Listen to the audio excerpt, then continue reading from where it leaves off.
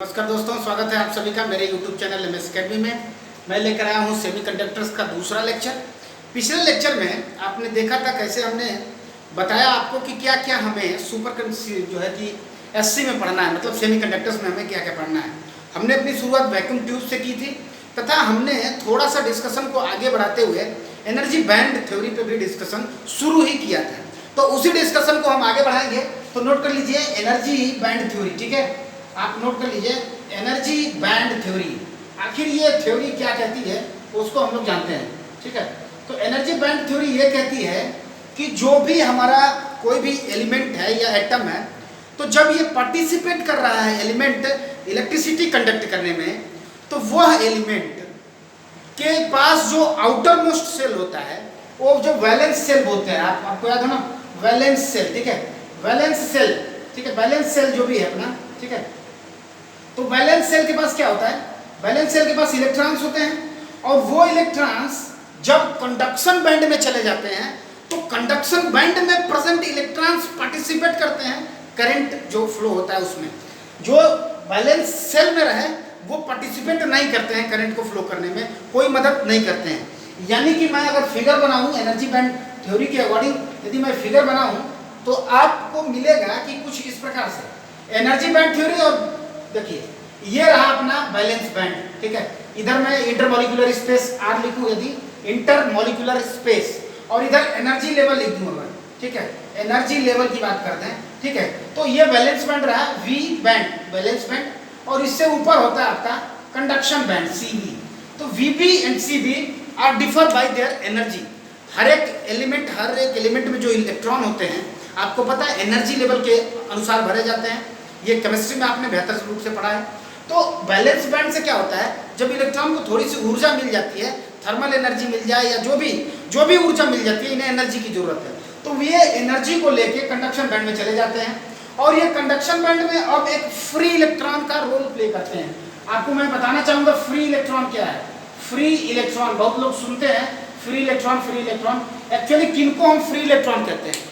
वे electron जो valence band से conduction band में चले गए होते हैं उनको हम फ्री इलेक्ट्रॉन कहते हैं। और यही फ्री इलेक्ट्रॉन करंट को कैरी करते हैं, यानी दे आर रिस्पॉन्सिबल, यही रिस्पॉन्सिबल है किसके लिए?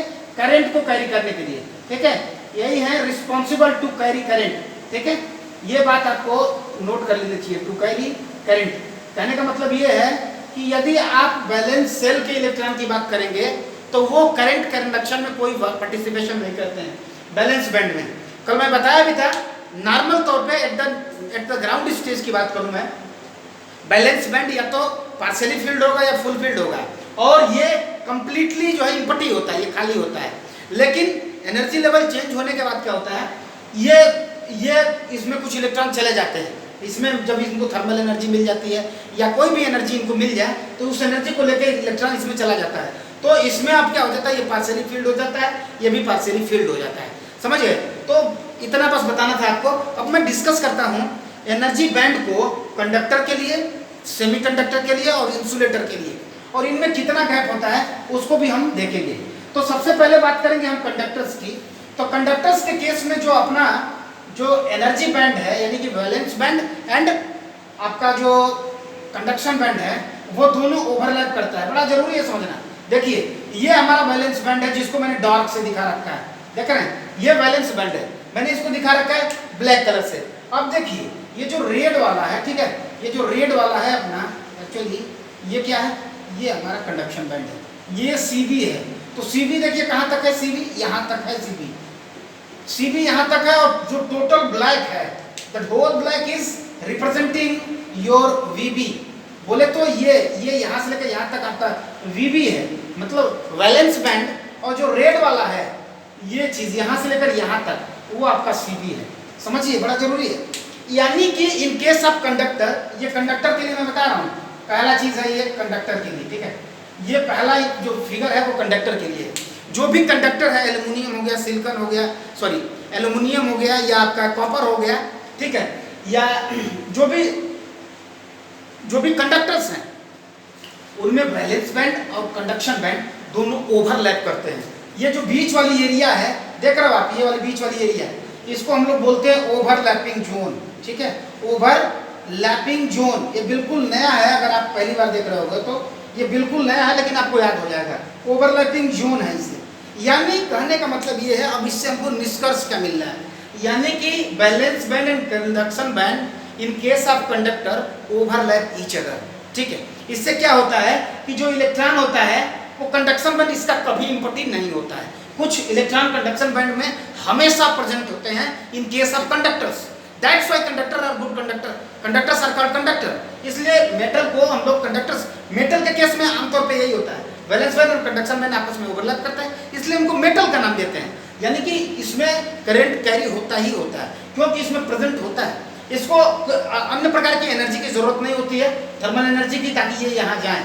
ठीक है, तो आपको बताना है कि वैलेंस बैंड और कंडक्शन बैंड ओवरलैप करते हैं, जिससे ये बड़े ही आसानी से करंट को कैरी कर लेता है। समझ में आ गई बात को? ठीक है, चलिए दूसरी बात मैं समझाने वाला हूँ, वो ये है कि ये कंडक्टर के लिए था।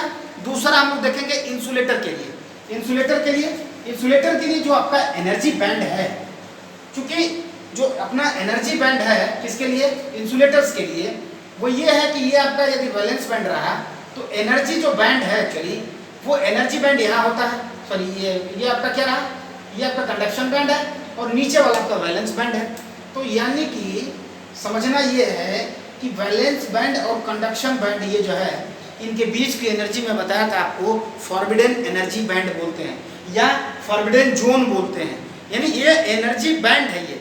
ठीक है, तो इसको ये जो एनर्जी गैप है, अगर इस ईजी बोले एनर्जी गैप, ये होता है ग्रेटर देन 3 इलेक्ट्रॉन वोल्ट। ये बड़ा ही जरूरी है, ये पॉइंट आपको याद रहना चाहिए कि जो अपना एनर्जी बैंड है, कौन सा बैलेंस बैंड और कंडक्शन बैंड, इन दोनों के बीच का जो एनर्जी गैप है वो 3 इलेक्ट्रॉन वोल्ट से ज्यादा होता है।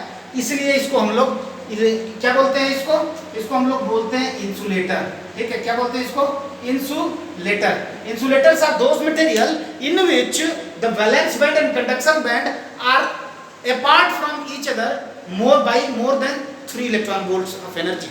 समझ गए, इससे ज्यादा एनर्जी ये दूसरे दूर होते हैं। इसलिए होता क्या है कि आप कितना भी थर्मल एनर्जी दे लें, कितना भी थर्मल एनर्जी वैलेंस बैंड में मिल जाए इलेक्ट्रॉन को, लेकिन वो कंडक्शन बैंड में पहुंच ही नहीं पाता, और जब इलेक्ट्रॉन कंडक्शन बैंड में पहुंचेगा नहीं, इसलिए insulators are not conductor of electricity. इसलिए इंसुलेटर कैरी नहीं कर पाते हैं किसको, कंडक्शन को, करंट को। ठीक है, करंट को कैरी करने के लिए कंडक्शन बैंड में इलेक्ट्रॉन का होना जरूरी है, और चूंकि एनर्जी गैप इतना ज्यादा है कि अगर ये प्रयास भी करे तो पुनः वापस आ जाता है। क्यों? क्योंकि वो वहां तक पहुंच ही नहीं पाता है। ठीक है, क्योंकि 3 इलेक्ट्रॉन वोल्ट से भी ज्यादा का गैप होता है कंडक्शन बैंड और बैलेंस बैंड के बीच में। कब? जब ये आप इंसुलेटर की बात करते हैं तब। अब कंडक्टर इंसुलेटर के बाद जो तीसरा नंबर आता है वो आता है आपका एससी का। एससी बोले तो सेमी कंडक्टर्स का। So what is the energy gap of semiconductors that I am going to write here only. ठीक है, उसका एनर्जी गैप अगर मैं लिखना चाहूँ तो actually semiconductors are those material जिनकी प्रॉपर्टी कंडक्टर और इंसुलेटर के बीच लाई करती है, आपको भी पता है। यानी कि यदि आप इसको VB मानते हैं वैलेंस बैंड, और इसको क्या मान रहे हैं आप, CV मानते हैं कंडक्शन बैंड, तो जो एनर्जी गैप है, जो फॉरबिडन जोन है, वो लेस देन 3 इलेक्ट्रॉन वोल्ट होता है। यानी कि अगर मैं इलेक्ट्रॉन ईजी की बात करूं, it is less than 3 electron volt. The point is very simple, यदि इनके बीच का एनर्जी गैप 3 इलेक्ट्रॉन वोल्ट से कम हो, तब हम कहेंगे कि ये चीज क्या है, ये आपका सेमीकंडक्टर्स है। तो सिलिकॉन और जर्मेनियम के केस में जो वैलेंस बैंड और कंडक्शन बैंड है, जो वैलेंस बैंड और कंडक्शन बैंड है, इनका एनर्जी गैप 3 इलेक्ट्रॉन वोल्ट से ज्यादा है। अच्छा, आपने कभी सोचा है क्या कि ऐसा क्यों होता है कि हम सिलिकॉन और जर्मेनियम की बात करते हैं, जबकि इसी के ऊपर जो है कार्बन आता है, कार्बन को हम लोग क्यों नहीं सेमीकंडक्टर के रूप में यूज करते हैं? आज के लिए आपका असाइनमेंट है, कल मैं उत्तर बताऊंगा इसका। आप आज ढूंढ के रखिएगा कि why silicon and germanium are discussed only in the case of SC. SC के केस में, सेमीकंडक्टर के केस में सिलिकॉन और जर्मेनियम ही क्यों यूज करते हैं, बल्कि क्यों डिस्कस करते हैं? आखिर इससे ऊपर तो सी भी आता है ना, कार्बन, सिलिकॉन, जर्मेनियम। ठीक है, कहे सिया जी सुनो प्रभु, आपने सुना है ना। तो ये क्या है, ये इनको हम यूज क्यों नहीं करते हैं, जो है क्यों इनका ही डिस्कशन मैक्सिमम टाइम किया जाता है, आपको इस बात को हमें कल बताना है, इट्स असाइनमेंट फॉर यू। तो चलिए, ये बैलेंस बैंड और कंडक्शन बैंड की जो एनर्जी बैंड थ्योरी है वो खत्म हो गई है, ठीक है। इसमें एक पॉइंट और डिस्कस करने को होगा, लेकिन मैं उसको डिस्कस करूंगा जब उसका उचित समय आएगा तब, ठीक है। उसमें हम बताएंगे आपको फर्मी लेवल क्या होता है, ठीक है। We will discuss about the Fermi level but not here, in the next level. चलिए, अभी मैं बताने वाला हूँ टेम्परेचर कोफिशिएंट के बारे में। So put the heading temperature coefficient, ठीक है। आप हेडिंग लिख सकते हो टेम्परेचर कोफिशिएंट। आखिर टेम्परेचर कोफिशिएंट क्या होता है, इस बात को आप समझेंगे, और उसकी वैल्यू क्या होती है सेमीकंडक्टर्स के बीच में। तो यदि आपको याद हो, मैंने पिछले लेक्चर में नहीं बल्कि जब मैं इलेक्ट्रोस्टैटिक्स नहीं बल्कि करंट इलेक्ट्रिसिटी जब मैं बता रहा था, तो उसमें मैंने बताया है कि एक रेजिस्टेंस का, एक रजिस्टर की रेजिस्टेंस वैल्यू टेम्परेचर के अनुसार कैसे बदलती है। यदि मैं वो फार्मूला लिखूं, हो सके आपको याद आ जाए, R is equal to R naught 1 plus alpha into delta T. उम्मीद रखता हूँ आप में से मैक्सिमम लोग इस फार्मूले से वाकिफ होंगे, सब लोग जानते होंगे इस फार्मूले को। R is equal to R naught 1 plus alpha into delta T. Delta T is the temperature difference, alpha is the temperature coefficient, R naught is the initial value of resistor and R is the final value of resistor। यानी कि जैसे ही आप temperature को बढ़ाते हैं, temperature को यानी resistor को टेम्परेचर को बढ़ाते हैं, तो क्या होगा, रेजिस्टेंस की वैल्यू बढ़ती जाएगी। With the temperature resistance of the register increases. लेकिन आपको वहां बताया गया था कि जो अल्फा की वैल्यू होती है, अल्फा की वैल्यू पॉजिटिव होती है। कब? कंडक्टर के केस में, ठीक है। अल्फा की वैल्यू मैंने ही बता रखा था कि कंडक्टर के केस में अल्फा की वैल्यू पॉजिटिव होती है। लेकिन जब हम बात करते हैं एससी की, मतलब सेमीकंडक्टर्स की, तो जो अल्फा होता है उसकी वैल्यू नेगेटिव होती है। वेरी इंपॉर्टेंट, वेरी इंपॉर्टेंट, इससे इंपॉर्टेंट कुछ हो ही नहीं सकता, इस बात को याद रखिए। यानी कि टेम्परेचर कोफिशिएंट नेगेटिव होता है कंडक्टर के नहीं बल्कि सेमीकंडक्टर के, एससी के रूप में। तो उसका फार्मूला क्या हो जाएगा, R is equal to R naught 1 minus alpha delta T. समझ रहे हैं बात को आप? यानी कि क्या कहने का मतलब है, यानी कि आप टेम्परेचर बढ़ाते जाइए सेमीकंडक्टर का, यानी टेम्परेचर यदि बढ़ाते जाते हैं, यदि फिजिकल टेम्परेचर आप बढ़ाते जाते हैं तो सेमीकंडक्टर का रेजिस्टेंस घटता जाएगा। यानी यदि आप चलाते जाए, वो गर्म होता जाए तो उसकी रेजिस्टेंस घटती जाएगी, यानी कंडक्टिविटी उसकी बढ़ती जाती है। इसलिए सुपर कंप्यूटर्स वगैरह जितने चलते जाते हैं उतना फंक्शनिंग जो है उनका बेहतर होता जाता है। Why it is so? Because the resistance value decreases with the increase in temperature. This is the importance of the sign alpha which is having negative value in case of SC. So SC के केस में हमने बताया कि temperature coefficient negative होता है, ठीक है। Hope you are comfortable with the temperature coefficient. और इसका इंपॉर्टेंस क्या है उसको मैंने बता दिया, फिजिकल सिग्निफिकेंस क्या हुआ उसको भी मैंने कवर कर लिया है, ठीक है। Hope you are comfortable. इसमें कोई किसी को डाउट हो तो आप कमेंट बॉक्स में जरूर बताइए कि सर ये पॉइंट आपको जो है कि नहीं समझ में आया, ठीक है। मैं डिस्कशन को थोड़ा सा आगे बढ़ाता हूँ, और आगे बढ़ाते हुए मैं देखूंगा कि आखिर टाइप ऑफ सेमीकंडक्टर्स को हम कैसे डील करेंगे, ठीक है।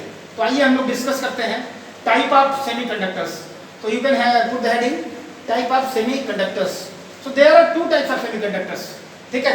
एससी को हमने 2 भागों में बांट रखा है, एससी को हमने 2 भागों में बांट रखा है। कल भी मैं बताया था एससी को 2 भागों में बांटने के लिए। पहला होता है इंट्रिंजिक, ठीक है, इंट्रिंजिक, और दूसरा होता है एक्सट्रिंजिक। एक्सट्रिंजिक इंट्रिंजिक क्या होता है, एक्सट्रिंजिक क्या होता है उसको समझते हैं। Intrinsic semiconductors are those conductors, ठीक है। इंट्रिंजिक सेमीकंडक्टर्स वो कंडक्टर्स होते हैं जिन जो कि प्योर होते हैं, इनमें किसी प्रकार की मिलावट नहीं की जाती, ठीक है। पहली बात ये प्योर होते हैं, इसका मतलब इनमें कोई मिलावट नहीं की जाती है, ठीक है। दूसरा एक्सट्रिंजिक, मतलब एक्स मतलब बाहरी, समझ रहे हैं ना, एक्सटर्नल, यानी कि इसमें हम बाहर से मिलावट करते हैं और ये इम्प्योर होते हैं। नोट कर लीजिए आप, चाहे तो आप लिख सकते हैं, ये इम्प्योर होते हैं, ठीक है। ये इम्प्योर है और ये क्या है आपका, ये प्योर है, ठीक है। ये प्योर है और ये इम्प्योर है, ठीक है। सिलिकॉन और जर्मेनियम की हम डिस्कशन करेंगे अभी, ठीक है।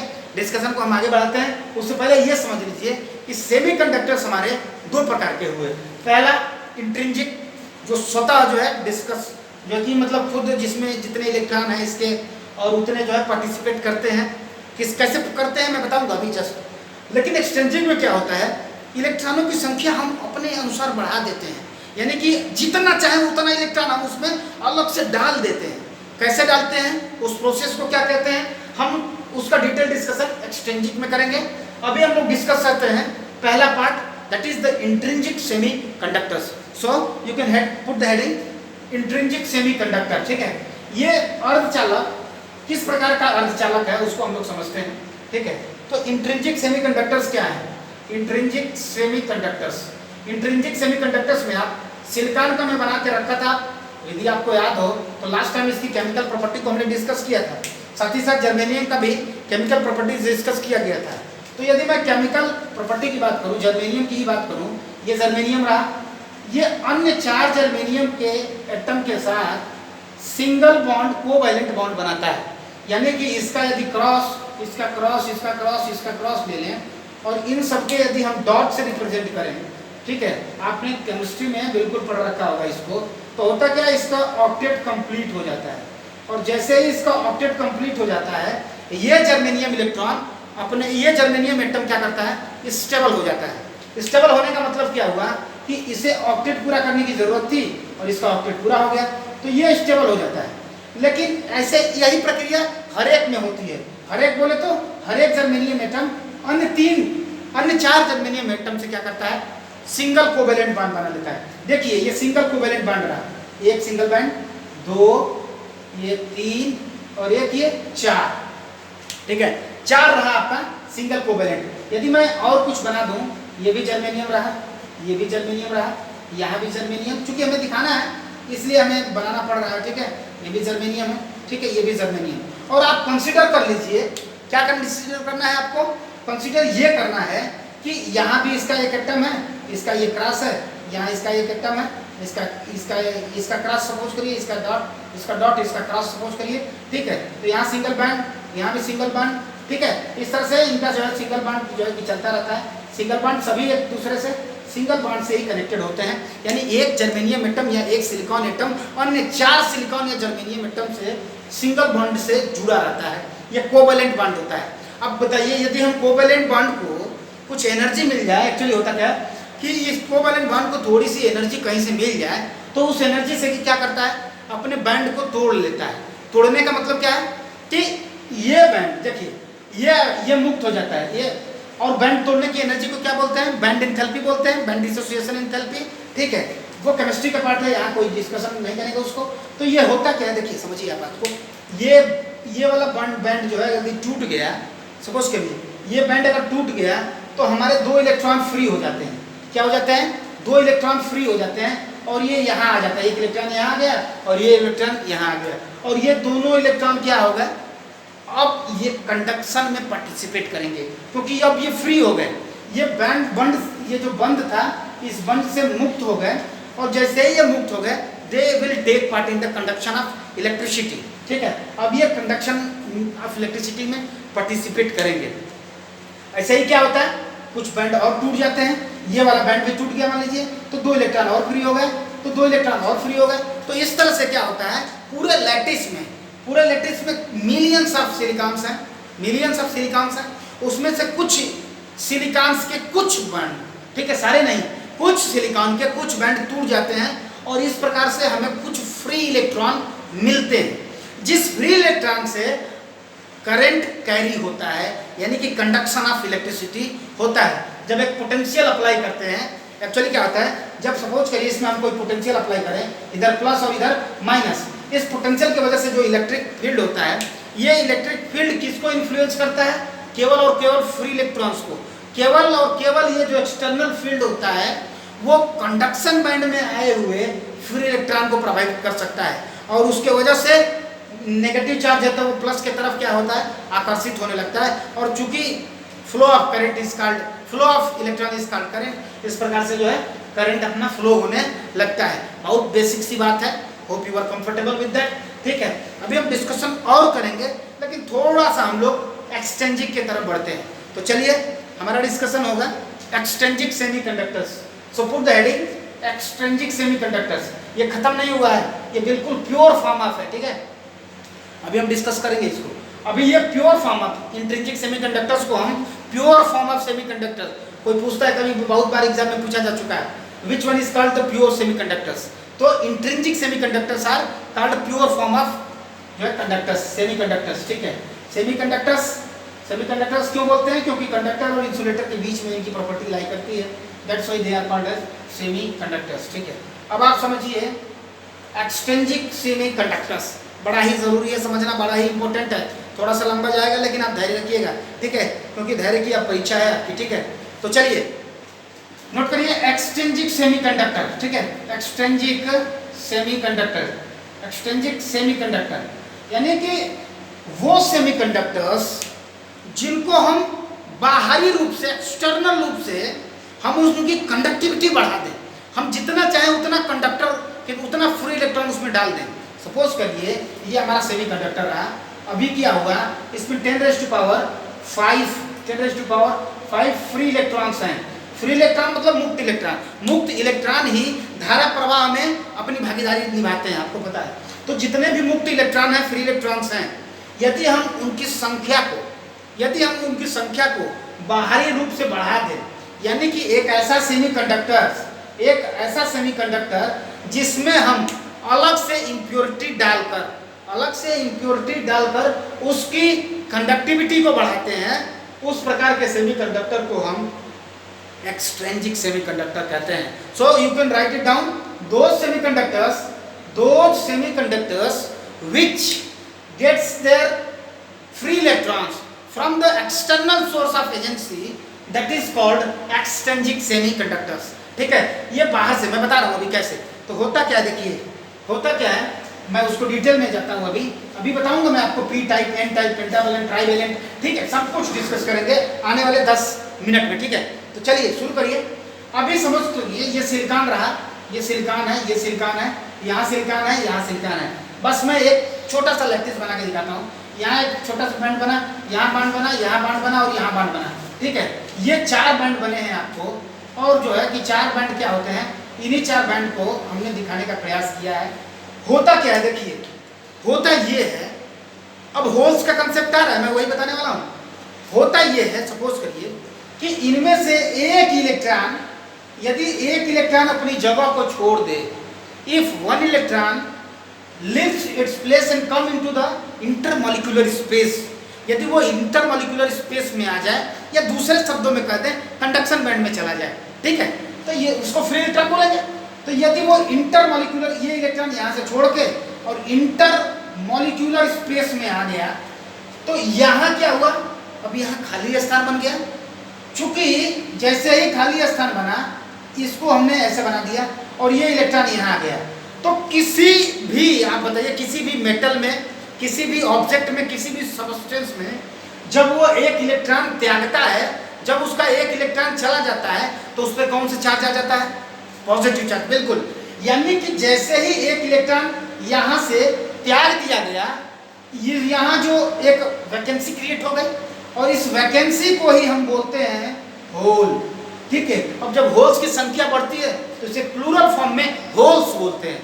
होल सिंगुलर है, होल्स प्लूरल है। ठीक है, यानी होल का निर्माण होता है कब, जब एक इलेक्ट्रॉन इस बैंड को तोड़ के, सिंगल बैंड को तोड़ के मुक्त अवस्था में चला जाता है, तो वहां पे जो एक वैकेंसी क्रिएट हो जाती है, जब एक खाली स्थान बन जाता है, उसी खाली स्थान को हम होल कहते हैं। चूंकि होता यह है कि एक इलेक्ट्रॉन यहाँ गया है, तो इसमें अब एक, चूंकि इलेक्ट्रॉन जब त्याग देते हैं, इलेक्ट्रॉन को देने पर क्या आता है, पॉजिटिव चार्ज आता है। तो होल्स पे एक प्लस चार्ज आता है, इलेक्ट्रॉन पे माइनस चार्ज है, तो होल्स पे एक प्लस चार्ज, यानी कि इस होल्स को, एक्चुअली प्रोटॉन नहीं है, लेकिन हम इस होल्स को एक प्रोटॉन के चार्ज के बराबर मानते हैं। तो इस प्रकार से 2 कंसेप्ट आ गया, एक इलेक्ट्रॉन का, दूसरा होल्स का। इलेक्ट्रॉन्स और holes, these two are responsible to carry the current in case of extrinsic semiconductors। यानी हुआ क्या, एक इलेक्ट्रॉन जो यहाँ हुआ करता था, उसने अपनी जगह छोड़ दी। अब उस जगह में कुछ है नहीं, जगह खाली है, वैकेंट है, जगह खाली है, और इसी खाली जगह को हमने एक नया नाम दे दिया होल्स। चूंकि इलेक्ट्रॉन पहले था न्यूट्रल था, यहाँ पे ये पूरा लैटिस न्यूट्रल था, लेकिन इलेक्ट्रॉन जैसे गया, एक नेगेटिव चार्ज अपने साथ लेता गया, इसलिए यहाँ पे एक पॉजिटिव चार्ज क्रिएट हो गया। यानी ये सिलिकॉन अब क्या हो गया, पॉजिटिवली चार्ज हो गया। ठीक है, क्या हो गया, पॉजिटिवली चार्ज हो गया। ठीक है, hope you are comfortable with it. अब होता क्या है, देखिए अभी आप समझेंगे। अब होता ये है कि अभी क्या है कि यहाँ भी एक एलिमेंट होगा, यहाँ भी इलेक्ट्रॉन होगा, यहाँ सिलिकॉन रहा होगा, यहाँ भी सिंगल बॉन्ड बना होगा। तो होता क्या है कि यहाँ का इलेक्ट्रॉन कहीं कभी इसके पास वाला जो इलेक्ट्रॉन है अब सोचेगा कि यहाँ पॉजिटिव चार्ज है, इसमें थोड़ी सी जैसे ही एनर्जी मिलेगी, किसी भी इलेक्ट्रॉन को जब एनर्जी मिलती है ये ऊपर ही भागता है। ठीक है, तो ये इलेक्ट्रॉन को जैसे ही ऊर्जा मिल जाएगी ये यहाँ आ जाएगा और इस वैकेंसी को फिल कर देगा। यानी जैसे ही इस वैकेंसी को फिल कर देगा, अब यहाँ न्यूट्रल हो गया, लेकिन यहाँ होल का निर्माण हो गया, एक नया होल क्रिएट हो गया। यहाँ पे होल, वो होल WHOLE वाले नहीं, होल मतलब HOLE, होल्स, विवर बोलते हैं, विवर बोलते हैं, हमें लगता है हिंदी में इसको। ठीक है, तो यहाँ एक होल, एक वैकेंसी अब यहाँ क्रिएट हो गई। वैसे ही नीचे वाला क्या करेगा, नीचे वाला इलेक्ट्रॉन इसको फिल करेगा, यहाँ वैकेंसी हो गई। तो यानी कि होल्स और इलेक्ट्रॉन, देखिए होल्स नीचे की तरफ भाग रहा है, इलेक्ट्रॉन ऊपर की तरफ। तो holes and electron moves opposite to each other. बात बहुत मार्केट की है, आपको समझना जरूरी है। होल्स ऊपर की तरफ भाग रहा है, देखिए होल्स फ्री होकर ऊपर भाग रहा है, इलेक्ट्रॉन एनर्जी लेके ऊपर की तरफ जा रहा है, और ये होल्स क्या कर रहा है, नीचे की तरफ भाग रहा है। एक्चुअली ये भाग नहीं रहा है, ठीक है, लेकिन हमें लग रहा है जैसे कि इलेक्ट्रॉन जो है कि होल्स का हमें लग रहा है ना मूवमेंट हो रहा है। अभी यहाँ था, यहाँ आ गया, फिर यहाँ आ गया, यहाँ आ गया, हमें लग रहा है कि होल्स भी चल रहा है, बल्कि ये चलता नहीं है। देखिए यहाँ होल्स था, अब नया क्रिएट हो गया और ये फील हो गया, यहाँ था अब ये फील हो गया इसकी वजह से, और यहाँ नया क्रिएट हो गया। होल्स एक्चुअली नहीं चलता है, in actual there is no movement of the hole, लेकिन इलेक्ट्रॉन मूव करता है। तो इसलिए जब आप मोबिलिटी पढ़ेंगे, मैं एक बार हिंट भी दिया था और मैं बताया था आपको सेमीकंडक्टर में मैं पढ़ाऊंगा, आज वो दिन है। मैं बताया था जब मूवमेंट की बात करेंगे तो movement of the electron is greater than the movement of the holes, यानी कि जो इलेक्ट्रॉन है उसकी जो मोबिलिटी है वो ज़्यादा तेज होती है होल्स की अपेक्षा। होल धीरे धीरे बढ़ता है और इलेक्ट्रॉन तेजी से मूव करता है। ठीक है, ये चीज़ है। आपको एक्चुअली क्या होल्स मूव करता है? बिल्कुल नहीं, holes have nothing to do with the movement, लेकिन हमें लगता है ऐसा कि होल्स भी मूवमेंट कर रहा है, होल्स ही मूव कर रहा है, होल्स एंड इलेक्ट्रॉन हमें लगता है कि अपोजिट डायरेक्शन में मूव कर रहा है। ठीक है, ये चीज़ है। तो कैसे होल्स का निर्माण होता है, इसी टॉपिक को एक नया नाम देते हैं, creation of formation of holes. तो आप हेडिंग लिख के इसको बना सकते हैं, आप लिख सकते हो creation of holes, formation of holes, holes का निर्माण कैसे हुआ। उम्मीद है आपको समझ में आ गया। एक बार और बता देता हूँ, देखिए हुआ क्या, किसी कारणवश थर्मल एनर्जी पाने की वजह से यहाँ का इलेक्ट्रॉन मुक्त अवस्था में चला गया, फ्री हो गया, लैटिस स्पेस में चला गया। अब यहाँ पे एक खाली स्थान बन गया, उसी खाली स्थान को हम होल्स बनते हैं। क्योंकि इलेक्ट्रॉन चला गया तो इलेक्ट्रॉन के बराबर एक चार्ज लेकर चला गया, इसलिए यहाँ पे एक नया चार्ज, पॉजिटिव चार्ज एक प्रोटॉन के बराबर आ गया, इसलिए इसको हम पॉजिटिव चार्ज बोलते हैं। इलेक्ट्रॉन नेगेटिव चार्ज होता है, होल्स क्या कहेंगे, इसी को हम लोग होल्स बोलते हैं, होल्स आर पॉजिटिवली चार्ज। ठीक है, यही बात समझना है। अब इसके पास वाली जो एनर्जी लेवल है, यहाँ जो इसके नीचे वाला एनर्जी लेवल है, अब जैसे ही एनर्जी पा जाएगा यहाँ का इलेक्ट्रॉन, वो यहाँ आ जाता है और इस वैकेंसी को फिल कर देता है, और तो अपने यहाँ एक नई वैकेंसी छोड़ जाता है, एक नया खाली स्थान छोड़ जाता है, और इसी खाली स्थान को एक और होल बोलते हैं। यानी होल अब यहाँ था, होल यहाँ आ गया, होल यहाँ आ गया, नीचे चलता जाता है, ये ऊपर चलता जाता है। इसलिए हम लोग कहते हैं electron and holes move opposite to the each other. ठीक है, तो hope you are comfortable with the formation of the holes in this chapter in the extrinsic semiconductors. आइए एक नए टॉपिक का डिस्कस करते हैं, वो है doping. So put the heading doping, बड़ा जरूरी है समझना आपको डोपिंग क्या है। ठीक है, तो हेडिंग आप पुट कर सकते हो डोपिंग, व्हाट इज डोपिंग, उसको मैं बताने जा रहा हूँ। ठीक है, तो हेडिंग आप लिखिए डोपिंग। ठीक है, डोपिंग क्या है वो समझेंगे आप, DOPPING, बड़ा ही जरूरी है डोपिंग समझना। डोपिंग क्या है, तो doping is a process of adding impurities in the intrinsic semiconductors या प्योर सेमीकंडक्टर्स। डोपिंग एक ऐसी प्रक्रिया है जिसमें हम प्योर सेमीकंडक्टर्स में कुछ इम्प्योरिटीज को मिलाते हैं। सो डोपिंग क्या है, doping is a process of converting a pure form of semiconductor into non pure of semiconductor या इम्प्योर फॉर्म ऑफ सेमीकंडक्टर्स, या ये भी कर सकते हैं डोपिंग एक ऐसी प्रक्रिया है जिसमें लेस कंडक्टिविटी वाले सेमीकंडक्टर्स को मोर कंडक्टिव हम बनाने का प्रयास करते हैं।